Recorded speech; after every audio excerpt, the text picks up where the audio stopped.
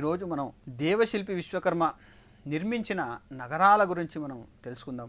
ఆయన ఎన్నో నగరాల్ని నిర్మించాడు. అంటే ఇప్పుడు మనం కొన్ని నగరాల్ని మీకు అంటే ఇప్పుడు సామాన్యంగా రూఢిగతంగా ఉన్న అందరికీ తెలిసి ఉన్న నగరాల గురించి కూడా మనం తెలుసుకుందాం.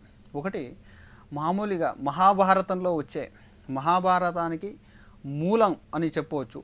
ఒకటి హస్తినాపురం అని. ఈ హస్తినాపురం అనేది మామూలుగా మనం అందరూ విని ఉంటాం మహాభారతం చదువుతున్నప్పుడు.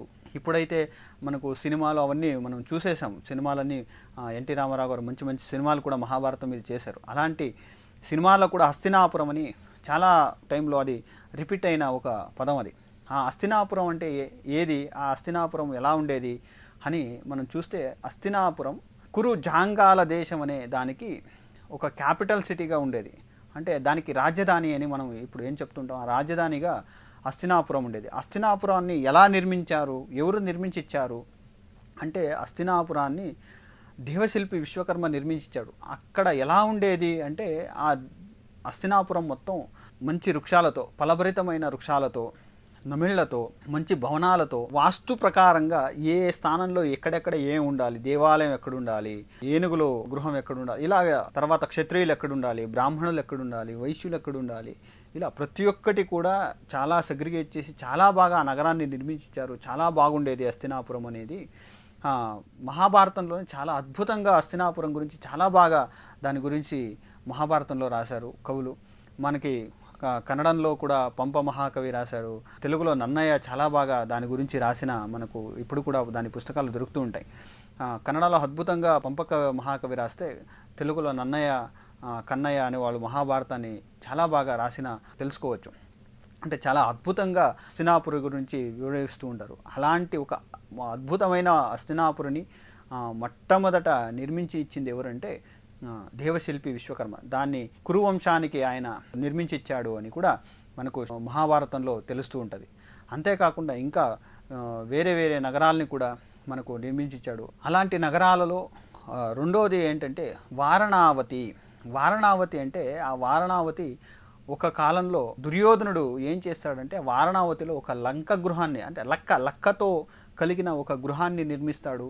ఆ గృహంలో పాండవుల్ని పెట్టి కాల్చేయాలి అని అక్కడ ఒక గృహాన్ని నిర్మిస్తాడు. అది ఎంత టెక్నికల్గా అప్పుడే, అంటే చూడండి ఎంత టెక్నికల్గా అప్పుడు వాళ్ళు ఆలోచించారు అని మనం తెలుసుకోవాలి. అంటే అప్పుడే ఎంత వైజ్ఞానికంగా ఉండేది. ఇప్పుడైతే మనం పెట్రోల్, డీజిల్ ఇలాంటివి, గ్యాస్ ఇలాంటివన్నీ వాడుతున్నాం. కానీ లక్కతో ఇల్లు కట్టారంట అప్పుడు. అది మాకు మహాభారతంలో చాలా అద్భుతంగా దాని గురించి వివరిస్తూ ఉంటారు. బెల్లము, నెయ్యి ఇవన్నీ కలిపి దానికి ద్వారం చేశారంట. గోడలకంతను వాళ్ళు లక్కని, తర్వాత ఆకులని, ఎండిన ఆకుల్ని, నూనెని, నెయ్యిని ఇలాంటివి వాడి ఆ గోడల్ని నిర్మించారంట. దానికి ఒకే ఒక ద్వారం పెట్టి ఆ ద్వారంతో అలాంటి లక్కతో కలిగిన గృహాన్ని నిర్మించారు అని శాస్త్రం, అంటే మహాభారతంలో చెప్తూ ఉంది. దానికి ఏమేమి వాడారు, నూనె వాడారు, నెయ్యి వాడారు, బెల్లం వాడారు, ఇలాంటి అన్నీ వాడి చెరుకు రసాన్ని కాంచి దాన్ని కూడా వాడారు అని కూడా మనకు మహాభారతంలో. అంటే అవన్నీ ఎలా అంటే, మీకు అగ్ని మండుతున్నప్పుడు చెరుకు రసం వేస్తే అది ఇంకా ఎక్కువ అవుతుంది. కానీ చెరుకు రసం ఒక్కటే మండదు. చూడండి ఎలా అంటే, అగ్ని మండుతున్నప్పుడు పెట్రోల్ వేస్తే ఇప్పుడు ఎలా మనకి అది ఎక్కువ అవుతుందో, అలా చెరుకు రసాన్ని కాంచి దాన్ని మనకు అగ్నికి వేస్తే అది ఎక్కువైపోద్ది. లక్క కూడా అలాగే, ఒక్కసారి అది అంటుకుందంటే మొత్తం కాలిపోద్ది. అది మధ్యలో ఆరే ప్రసక్తే లేదు. అలాంటిది లక్క. అంటే లక్క అంటే ఇప్పుడు సామాన్యంగా ఈ బంగారు పని చేసే వాళ్ళు వాడుతూ ఉంటారు లక్క అనేది. తర్వాత నెయ్యి కూడా ఏంటి, నెయ్యికి ఉన్న గుణం ఏంటంటే అది కూడా అంతే, అది కూడా త్వరగా కాల్చే ఒక గుణాన్ని కూడా నెయ్యికి ఉంది.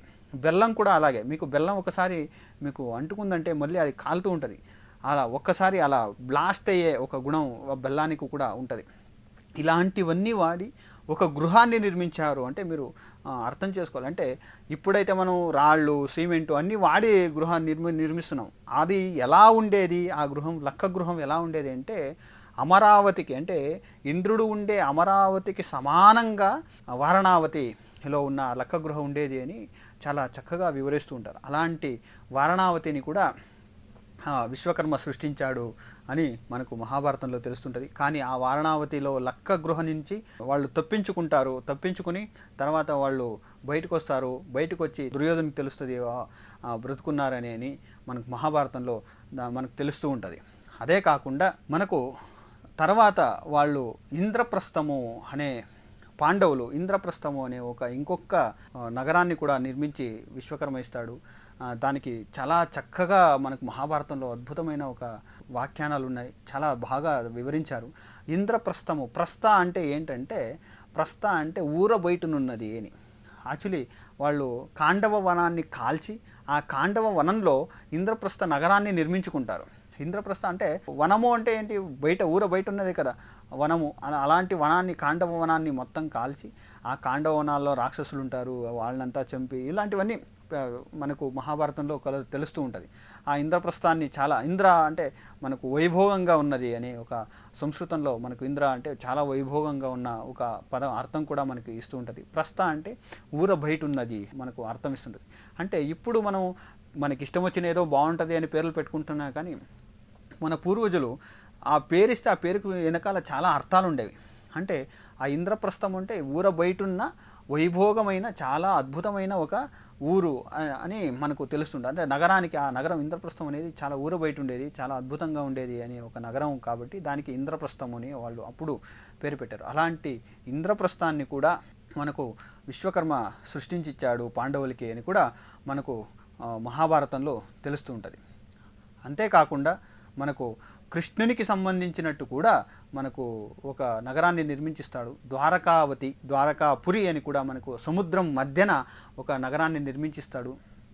ఆ నగరం కూడా ఆ శత్రువుల భయం నుంచి కృష్ణుడు భయపడుతున్నప్పుడు, కృష్ణుడు విశ్వకర్మని ప్రార్థించినప్పుడు, అప్పుడు విశ్వకర్మ వచ్చి ఒక సముద్రం మధ్యన, ఇప్పుడు కూడా దానికి ఆధారాలు మనకు చాలా దొరుకుతున్నాయి, ద్వారకా నగరం ఉండేది అనేదానికి. అలాంటి సముద్రం మధ్యన ఒక ద్వారకా నగరాన్ని నిర్మించిచ్చాడు. అది శత్రు అభేద్యమైన నగరం అని కూడా ప్రసిద్ధి పొందింది. అలాంటి నగరాన్ని కూడా విశ్వకర్మ మనకి సృష్టించాడు. ఇది విశ్వకర్మ చేసిన నగరాలు. ఇంకా ఎన్నో నగరాలు రామాయణంలో కూడా మనకి శ్రీలంకను నిర్మించిచ్చాడు. రామాయణంలో అయోధ్య నగరాన్ని కూడా, రాముడు పరిపాలించిన అయోధ్య నగరాన్ని కూడా విశ్వకర్మ మనకి సృష్టించాడు.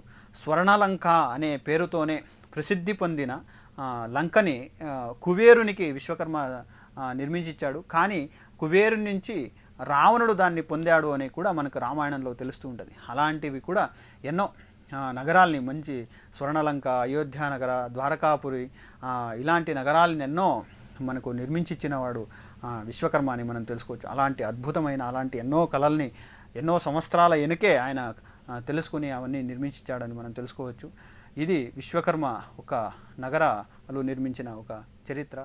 అందరూ సుఖంగా ఉండాలని, లోకా సమస్త సుఖినో భవంతు. సర్వం శ్రీ విశ్వకర్మ అర్పణమస్తు.